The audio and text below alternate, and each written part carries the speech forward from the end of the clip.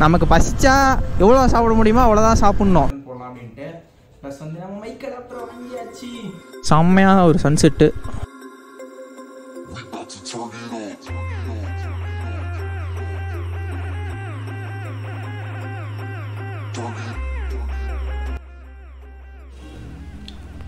Hello குட்டி பையன்ஸ், ஒரு Moto vlog ப்ராப்பராக பண்ணுறதுக்கு அதுக்கு என்னென்னலாம் தேவை அப்படின்னு உங்களுக்கு தெரியுமா? நீங்கள் பார்க்குற மோட்டோ விலாகர்ஸ் யூஸ் பண்ணுறது என்னென்ன அப்படின்ட்டு உங்களுக்கு எதாவது தெரியுமா? அதில் நிறையாவே இருக்குது. நாம் இன்றைக்கி அதை பற்றி தான் பார்க்க போகிறோம் இந்த வீடியோவில். வாங்க நான் என்னென்னலாம் வாங்கியிருக்கேன் அப்படின்ட்டு நான் உங்களுக்கு காமிக்கிறேன். ஓகே, வீடியோக்குள்ளே போகலாமா?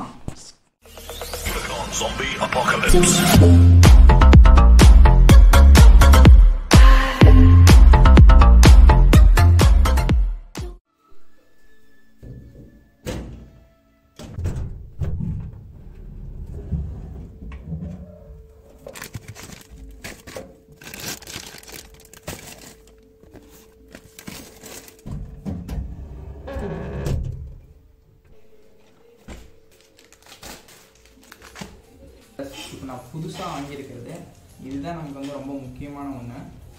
என்னென்னு பார்த்தீங்கன்னா, மோட்டோ விலாக் பண்ணும்போது என்னால் இந்த 40 ஃபீட்டோடைய மைக் வந்துட்டு என்னால் அதாவது ஹெல்மெட்குள்ளே வைக்க முடியாது. ஸோ அதுக்காகவே இப்போ நான் வந்துட்டு ஒரு மைக் வாங்கியிருக்கேன். இந்த பிராண்டு இதோட காஸ்ட்டு பார்த்தீங்கன்னா 700. பட் எனக்கு வந்துட்டு ஆஃபரில் வந்துட்டு 500 வாங்கியிருக்கேன். இது என்னன்னு பார்ப்போம். நெக்ஸ்ட் நான் வாங்கியிருக்கிறது இது எல்லாமே வந்து 1 வீக் ஆச்சு. இந்த மைக் மட்டும் தான் இன்றைக்கி வந்தது. இது எல்லாமே வந்துடுச்சு. நான் ஃபஸ்ட்டே வாங்கி போட்டு பார்த்துட்டேன். ஏன்னா செக் பண்ணி பார்க்கணும்ல, திடீர்னு இதாக இருந்துச்சுன்னா ரிட்டர்ன் போடலாம் அப்படின்ட்டு. ப்ளஸ் வந்து நம்ம மைக் அடாப்டர் வாங்கியாச்சு. கோப்ரோ மைக் அடாப்டர் வாங்கிட்டோம். இதுவும் பார்த்திங்கன்னா ரொம்ப டிமாண்டு, எங்கேயுமே கிடைக்கல. எல்லாம் அமேசானில் ஸ்டாக் வந்துச்சு, பார்த்துக்கிட்டே இருந்தேன், டக்குன்னு போட்டேன். இது ஒரு 4500. ப்ளஸ் நெக்ஸ்ட் இதுவும் பார்த்தீங்கன்னா அமேசானில் தான் வாங்கினேன். உலான்சி கேஸ், இது ஒரு 2000. இது வந்து கோப்ரோ 8க்குன்னே வந்துட்டு ஸ்பெஷலாக வருது. இது என்ன ஸ்பெஷல் நான் உங்களுக்கு சொல்கிறேன். நெக்ஸ்ட்டு பார்த்தீங்கன்னா நான் புதுசாக வாங்கியிருக்குது அவ்வளோதான். இப்போ நம்மக்கிட்ட ஒரு பர்ஃபெக்ட் மோட்டோ விலாக் செட்டப் இருக்குது அப்படின்னு சொல்லலாம். எல்லாமே நான் வாங்கிட்டேன். இது எல்லாமே வாங்கிட்டு தான் ஒரு ப்ராப்பரான இது பண்ணணும் அப்படின்னு ரொம்ப நாளாக வெயிட் பண்ணிட்டு இருந்தேன். அதனால தான் என்னோடய பழைய வீடியோஸ்லாம் பார்த்தீங்கன்னா கொஞ்சம் ஒஸ்ட்டாக இருக்கும் ஆடியோ. ஆனால் வந்துட்டு வாய்ஸ் ஓவர் கொடுத்துருப்பேன். சில வீடியோஸ்லாம் பார்த்தீங்கன்னா நான் கடுப்புலேயே வாய்ஸ் ஓவர் கொடுத்துருப்பேன். அதெல்லாம் என்ன சொல்கிறதுனே தெரில. ஓகே, ஸோ ஒவ்வொருனா பார்க்கலாமா? என்னடா இவ்வளோ வாங்கியிருக்க, நிறைய பணம் வச்சுருக்கியா அப்படின்னு உங்களுக்கு நிறைய பேர்த்துக்கு தோணும், கேட்பீங்க கமெண்ட்ஸில். பட் ஆனால் இது எல்லாமே நான் கடனில் தான் வாங்கியிருக்கேன். எல்லாமே இஎம்ஐ. கிட்டத்தட்ட எனக்கு பார்த்தீங்கன்னா இப்போ ஒரு 20,000 பக்கம் வந்து இஎம்ஐ மட்டுமே இருக்குது. நம்ம மோட்டோ விலாக் பண்ண போகிறோம் அப்படின்னு இறங்கிட்டோம். இதுக்கெல்லாம் பார்த்தா வேலைக்கு ஆகாமல் இது எல்லாமே என்னோடய ஓன் சேவிங்ஸ். வீட்டிலேருந்து ₹1 கூட நான் வாங்கலை. எல்லாமே நான் வந்துட்டு என்னோடய சேல்ரி அந்த மாதிரி நான் சேவ் பண்ணி மிச்சம் மீதியெல்லாம் போட்டு பொறுக்கி போட்டு தான் இதெல்லாம் இப்போ வாங்கிட்டுருக்கேன். இன்னும் எவ்வளோ கடலில் கொண்டு போய் விடுமோ அப்படின்னு தெரியல, இப்பயே அவ்வளோ இருக்குது. ஓகே, இப்போ பார்த்தீங்கன்னா நம்ம இந்த உலான்சி கேஸ் பார்ப்போம்.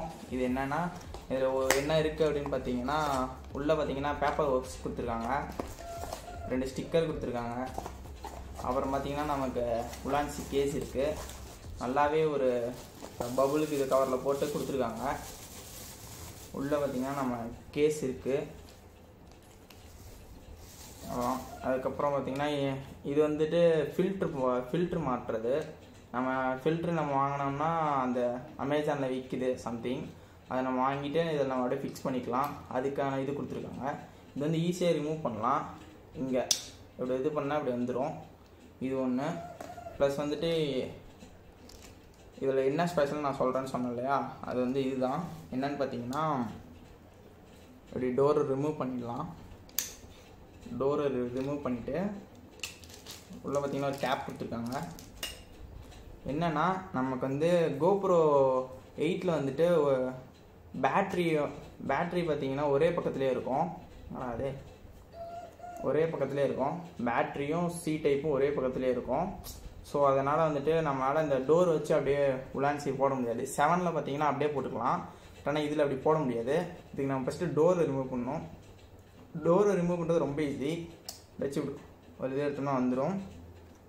இப்போ இந்த இது போடும்போது என்ன பண்ணணும்னு பார்த்தீங்கன்னா, இதில் நமக்கு அப்படியே கொடுத்துருப்பாங்க.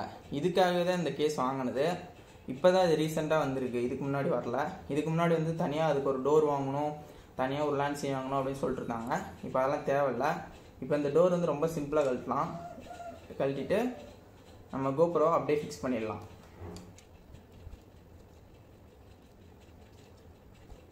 அதான் கைஸ், கோப்ரோ நம்ம இதில் வச்சுட்டோம். அப்புறம் அதை போட்டால் லாக் ஆகிடும். இது ஒன்று டன். நெக்ஸ்ட்டு பார்த்திங்கன்னா நம்மளுடைய இந்த வீடியோ கொஞ்சம் லென்த்தாக தான் இருக்கும், கொஞ்சம் அட்ஜஸ்ட் பண்ணிக்கோங்க. நெக்ஸ்ட்டு பார்த்திங்கன்னா நம்ம மைக் அடாப்டரு. இது உள்ளே எப்படி இருக்குதுன்னு பார்த்தீங்கன்னா ஒன்றுமே இல்லை. 4500 ரூபாய்க்கு ஒன்றுமே இல்லை. எந்த ஒரு பேப்பர் ஒர்க்ஸ் எதுவுமே கிடையாது. ஸ்ட்ரெயிட்டான மைக் அடாப்டர் தான் இது. இந்த மாதிரி ஒரு இதில் கொடுத்துருக்காங்க அட்டையில். இது ஓப்பன் பண்ணோம்னா உள்ள மைக் அடாப்டர் ரொம்ப சின்னதாக இருக்குது, ரொம்ப சின்னது. இவருங்க என்னோடய சுண்டு வர சைஸ் தான். எவ்வளோ தெரியுமா? 4500 ரூபா. இதே நான் ஃபஸ்ட்டு நான் மோட்டோவ்ளாக் ஸ்டார்ட் பண்ணுறேன் அப்படின்னு சொன்னப்போ 3000 ரூபாய்க்கு இது இருந்தது. அப்பயே வாங்கியிருக்கலாம், கடனா. ஐயோ 3000 ரூபாயா அப்படின்ட்டு இப்போ 4500 ரூபா போட்டு வாங்கியிருக்கேன். இது வந்து பார்த்திங்கன்னா இதில் நம்ம கீழே ஃபிக்ஸ் பண்ணுவாங்க. ஹெல்மெட்டில் நிறைய பேர் பார்த்துருப்பீங்க, இப்படி ஒரு யூ மாதிரி இருக்கும். அதுதான் அது. நம்ம இந்த மைக் அடாப்டர் வந்துட்டு இதுக்குள்ளே இப்படி இன்சர்ட் பண்ணணும்.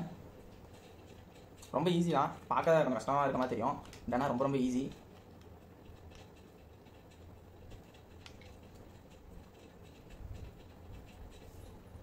மவுண்ட் பண்ணிட்டோம். நம்மக்கிட்ட இப்போது ரெடி ஆகிடுச்சு. ஓகே, நான் வந்துட்டு இதை பற்றி அப்படியே உங்ககிட்ட ரன்னிங்கில் பேசுகிறேன். ஹலோ மக்களே, எப்படியோ ஃபைனலாக எல்லாமே மைக் செட்டப்லாம் பண்ணியாச்சு. கிட்டத்தட்ட ஒரு 1 hour ஆச்சு இந்த மைக்கை வந்துட்டு ஹெல்மெட்குள்ளே நான் வைக்கிறதுக்குள்ளே. பாப்பா எப்படி தான் எல்லோரும் வச்சுருக்காங்களோ தெரியல, செம்ம கஷ்டமாக இருக்குது. வெயில் வேறு போட்டு எடுக்குதே. டைம் இப்போ கரெக்டாக ஒரு 4 o'clock ஆகுது. சரி, அப்படியே ஒரு ரவுண்டு போய் பார்ப்போம், ரன்னிங்கில் எப்படி இருக்குது அப்படின்னு டெஸ்ட் பண்ணிப்போம். நம்ம மைக் எப்படி ஒர்க் ஆகுது, எல்லாமே ஒழுங்காக ஒர்க் ஆகுதா. ஏன்னா நான் இப்போ நம்ம பார்த்தோம்னா தான் நெக்ஸ்ட்டு ரைடு போகும்போது அப்போ அவசரமாக எதுவும் பண்ண தேவையில்ல. ஆங்கிள்லாம் ஃபிக்ஸ் பண்ணி எல்லாம் ரெடி பண்ணுறதுக்கு எப்படியோ ஒரு 1 hour மேலே ஆயிடுச்சு. ஐயோ வழி இல்லையா? இவனுங்க வேற ரொம்ப சோதிக்கிறானுங்க.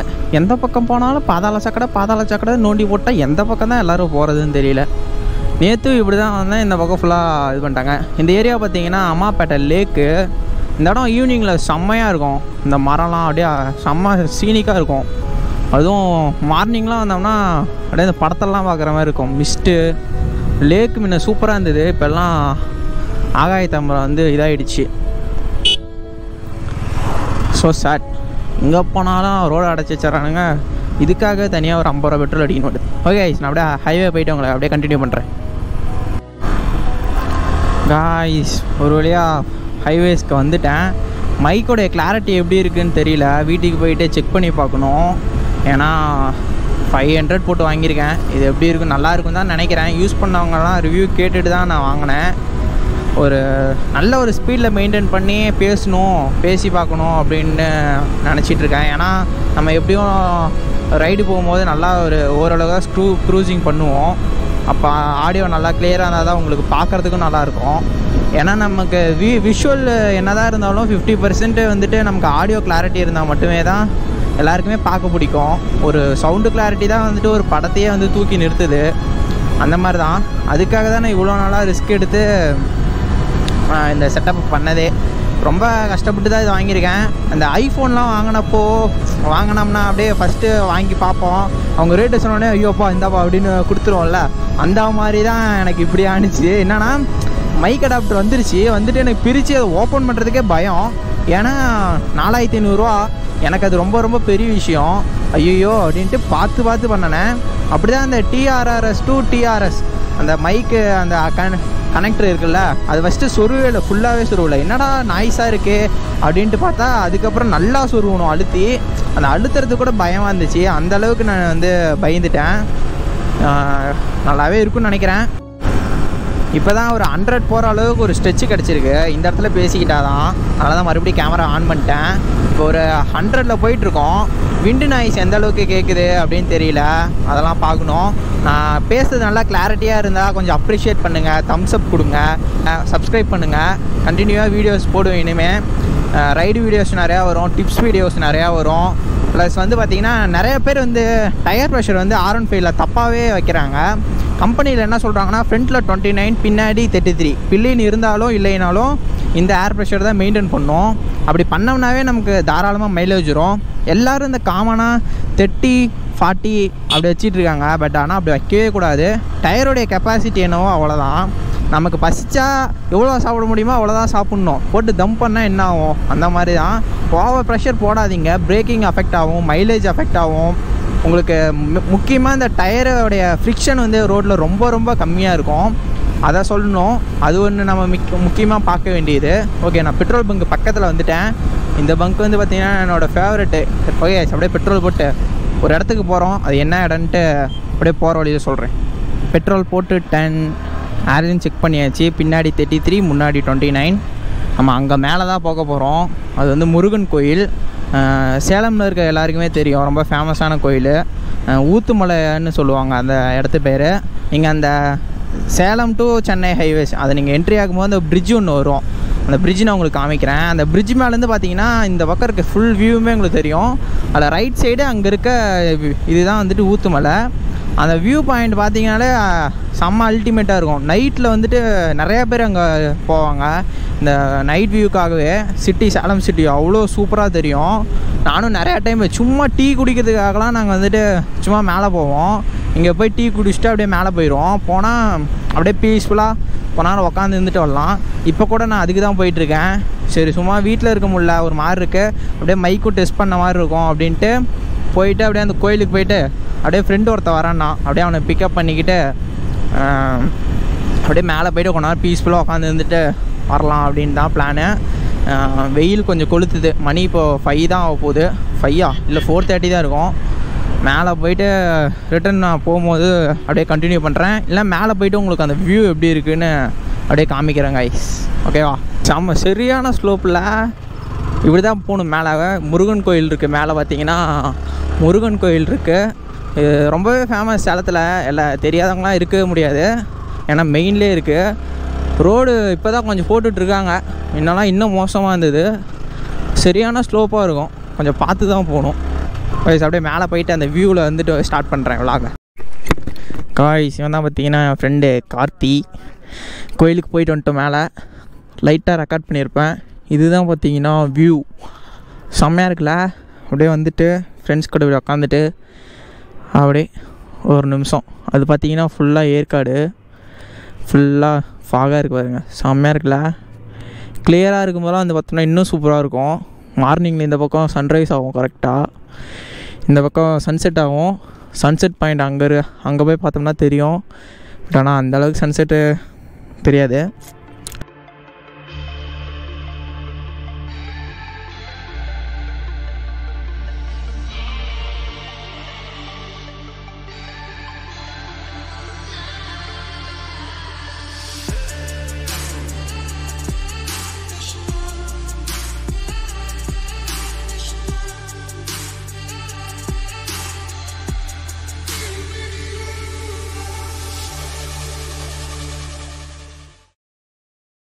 செம்மையான ஒரு சன்செட்டு. ஏதாவது எக்ஸ்போசர் அதிகமாக இருக்குது. அப்படியே 2 மலைக்கு நடுவில் செம்மையாக இருக்குல்ல. ஓகே, இங்கேருந்து நாங்கள் கிளம்பிட்டோம். நெக்ஸ்ட்டு வீட்டுக்கு தான். அப்படியே ஹைவேஸில் போயிட்டு இந்த வீடியோ முடிச்சிடலான் இருக்கேன். ஓகே காய்ஸ், அவ்வளோதான் இந்த வீடியோ. சும்மா டெஸ்ட் பண்ணுறதுக்காக வந்தேன். அப்படியே கோயிலுக்கு போயிட்டு எல்லாம் நல்லபடியாக முடிஞ்சு இன்றைய நாள் நல்லாவே போணுச்சு. இந்த வீடியோ பிடிச்சிருந்தா மறக்காமல் தம்ஸ் அப், ஒரு சப்ஸ்கிரைப், கமெண்ட் இதெல்லாம் பண்ணுங்கள். இனிமேல் வர விலாக்லாம் வந்துட்டு வீடியோஸ் நல்லா இருக்கும், வாய்ஸ் நல்லா இருக்கும் அப்படின்ட்டு நம்புகிறேன். ஓகே டாடா பாய். இதோட 2 கட் போட்டுக்கலாம்.